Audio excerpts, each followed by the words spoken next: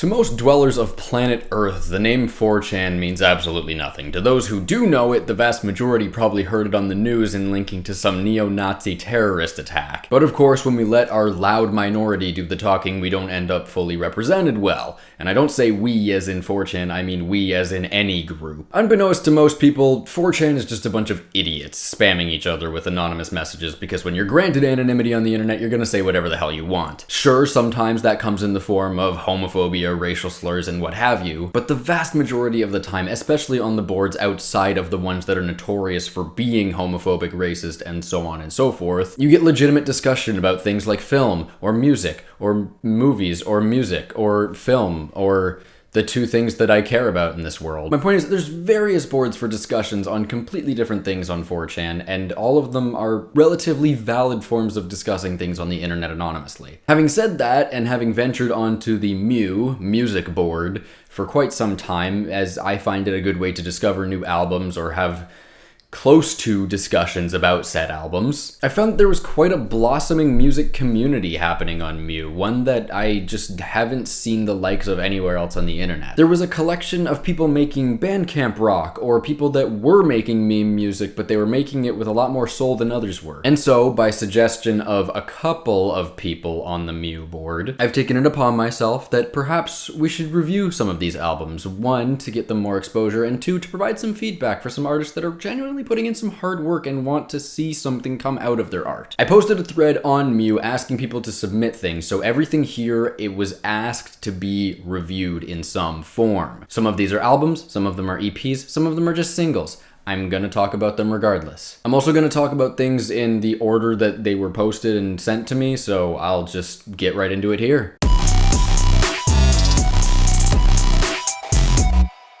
This was a really weird one to start with. I just was not ready for this. I'd have trouble describing this as anything other than electronic. I guess you could kind of call this IDM. There's a consistent style to it. It's all very analog electronic in sound, but the composition is closer to something like funk, or just that weird kind of vibe you get from old JRPGs with cool soundtracks like Earthbound. I don't know that I would say that the consistency is the best element here. It's kind of weird to go from track to track. The tone is very different despite the instrumentation staying the same. I also felt that there was a lot of percussion choices that just felt out of place. There's just too many to list. You know, there's just a drum hit here or there that sounds a little too punchy for the song, or a little too flat for the song. Having said that, there are a few tracks on here that I liked, and they're all untitled, so I'll just say the second track and the final track. I have been coming back and listening to these over and over again. The final track especially sounds like something off of the Persona track, but taken back to the early 2000s. It's catchy electronic, and if I had to give it a number, I'd say it's a 6.5 out of 10. There's room for improvement here, but what's here is promising.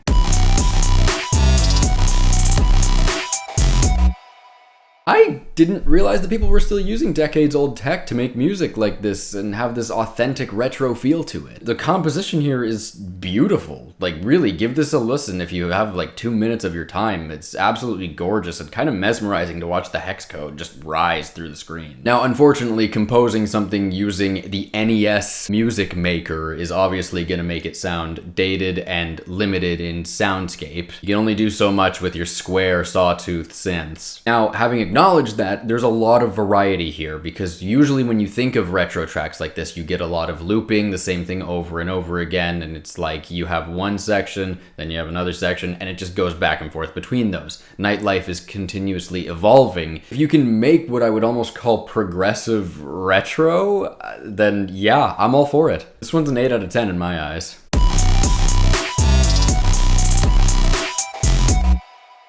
You know, the first thing I noticed wasn't the migraine-inducing cover art or even the terrible mastering from track to track. The volume levels are all over the place, but it was just how much this sounded like Viper was the only inspiration for it, which, I mean, take that as a compliment if you want, I don't care. And personally, I think the, like, psychedelic chill trap wave that Ugly Mane launched back so many years ago has honestly overstayed its welcome. It's a boring style at this point. The beat is just a generic beat, it's slowed down, and they put distortion on it. It's not that interesting. Also, the mumbled vocals have almost no unique qualities besides sounding like they were recorded recorded on first gen Apple earbud mic.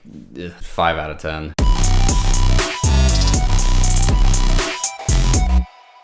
I see you've taken the car seat headrest definition of EP here. Over an hour of bizarre IDM beats, and damn, dude, I'm sorry. Like, I respect what you're doing. You're obviously putting in the work. There's a lot of material here, but the composition here, the frequencies are very sparse, so you get a lot of very low rumbling basses, but also a lot of really high-pitched whines.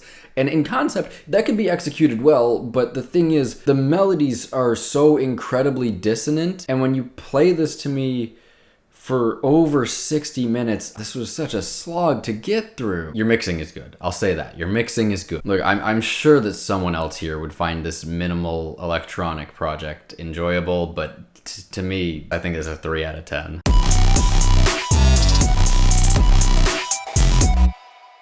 Here we have an album where every song is a different genre, a concept that obviously doesn't work 100% of the time, and maybe not even 50% of the time, but one that I think is good for artists who are trying to find what they're good at. And here I think that Null, you found that you're good at indie music. I think the indie folk and indie rock track here, I think they're wonderful. Obviously, they sound like they've been recorded with a microphone that's been put in a microwave, but that's fine. My problem with your album is that there are some genres like industrial metal or sludge metal or the no wave, which sound like parodies of the genres rather than attempts at creating what was good about the genres. Other than the indie tracks, I think I really liked the funk one, honestly. I think he has some really groovy bass lines there. But for future reference, I think you're better steering in the melodic direction, as the non-melodic stuff it didn't click for me. I'm gonna slap you with a 5 for this one.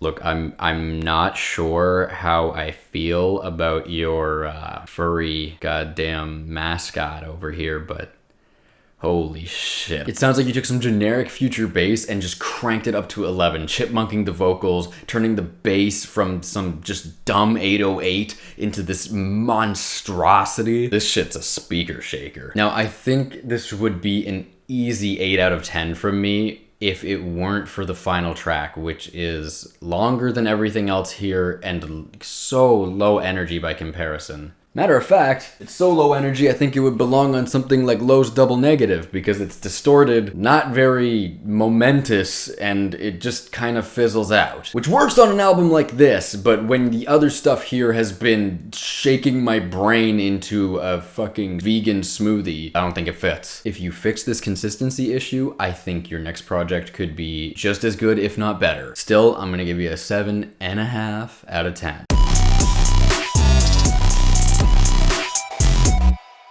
I don't really have much to say about this one. I think if I had to label it as anything, I would call it freak folk. While there's not many effects on it, there's still a very transcendental quality to the guitars. I wouldn't say I was exactly blown away, but I was definitely glued to my headphones for the duration of this 1-2 punch EP. I was never bored for a second, so honestly, I was impressed. You've got good mixing, you've got good writing, it's just solid music. I'm gonna slap this one with a 7 out of 10.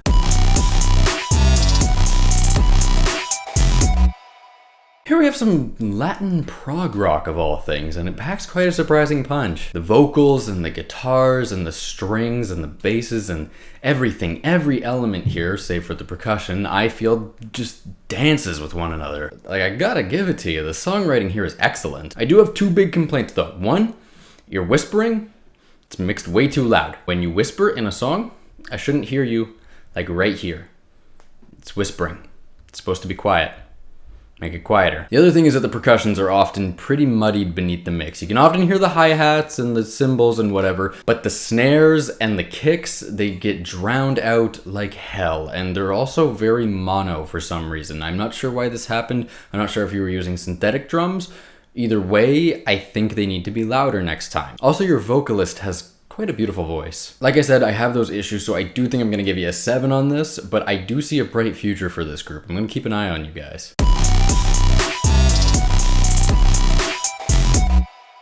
This is some dissonant as hell rock music, wahoo, is just not up my alley. I think it's well made, quite honestly. I think the vocals are fine. I think that the mixing is okay. I mean, it's a Bandcamp rock project, what do you want? But it's consistent, and I'm impressed with that much. It held my attention, I just didn't find myself wanting to return to this at all. I'm gonna recommend this if you enjoy really melancholic and deadpan rock music, but just for me, I'll give you a 5.5.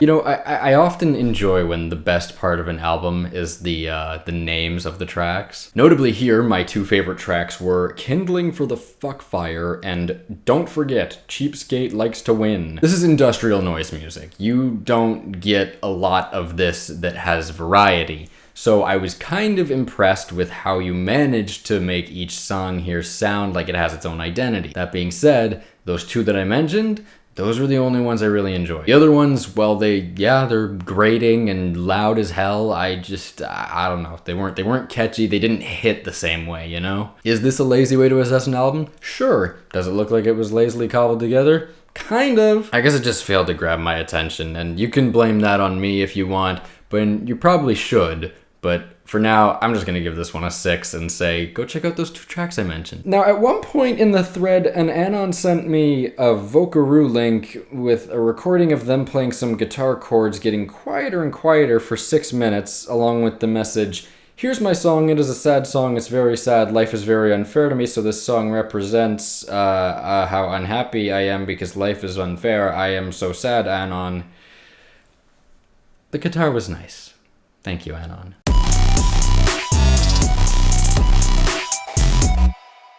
Described as a very short EP about dreams that I had, I hope that you're talking to someone about these dreams, because you need to get that out of you. This is a 9-minute collection of ambient horrorscapes. They're nothing groundbreaking or innovative, but they did manage to give me a couple little goosebumps here and there. The two tracks, Strange Animals and Awake, were noticeably chilling. You get these distorted whining synths in the high range and these billowing basses in the low sections. It was pretty freaking creepy, honestly. The other two tracks had drums on them. Look, I've always felt this way about ambient music, but as soon as you introduce drums, if your goal is to unsettle me with your ambient music, the second that you introduce drums, you are giving me a sense of reason, of rationale, a pattern that I can recognize. And once you do that, you're gonna have trouble unsettling me. Still, well mixed, enjoyable enough. I'll give you a 6.5 because I like you.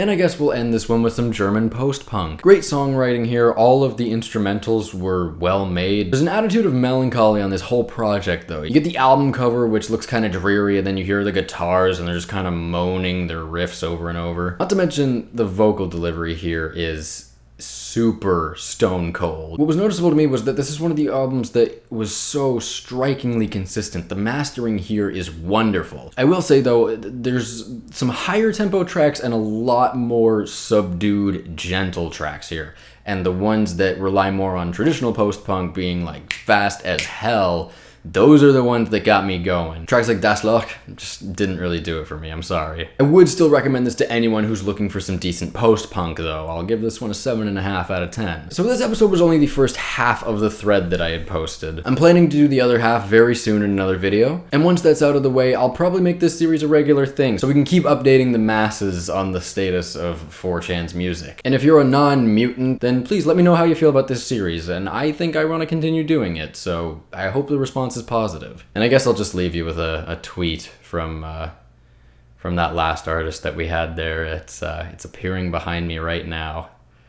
Funny Shark.